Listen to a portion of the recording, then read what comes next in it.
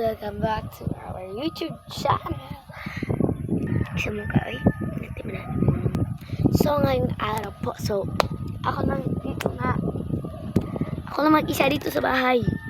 So for today's video ngayon po ay magtatagalog. Kasi pag puro Bisaya untang dira ron. Magpasumbag ka. Ay, arte ni mo da. Sumbag unti ka ron. Anong pagod? Buyong man to eh. So, simulan na natin. So, eto na vlog ay gusto ko na i-vlog. Pero, kasi sila Ate and Sophia ay si Ate Sabi at saka si Ate Sophia. Sa totoong buhay, story time muna tayo guys. Sa totoong birthday mo muna ko. Happy birthday sa ako. Sa mga kita ni sa ako. Happy birthday. Hoy! Ay, balik ito sa ating intro. Let's go! Ayan. So, ato na kasi. So, diba si Sophia sa totoong buhay, mabait siya no dati. Pero, ngayon, naging masama. Sabi, masama ugali niya dati. Pero, pagbalik ngayon, hindi gumanda, diba? May asawa, may anak. Diba? Ang ganda.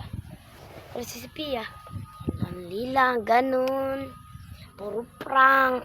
Kahit anong prank. So, ngayon, may naisip akong prank. Ipa-prank ko na naman. Prank na to si ko, anak kong classmate na si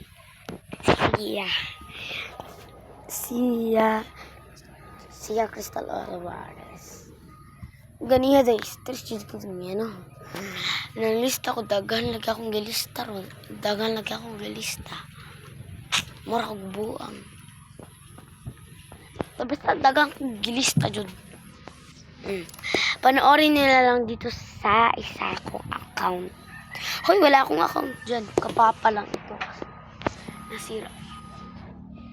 Kanina kasi guys, nasiko ko. Diba? So, diba?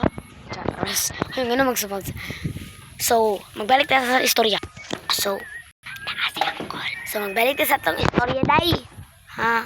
Rorot. Magbalik tayo. Let's go. So, mag-prank ta. Prank di kay challenger food kada. So, prank. May pa-prank ako. Wala mag-dedidisyon. Sorry. Let's go. So, ito na. Mag-prank na ako kasi pa-prank ko yung mga kilala ko yung higaya. Chatan ako sila lagi sa ako account na iba ko account dito. Hala, tanaw na ako full charge na ako. Balikan na ito mo.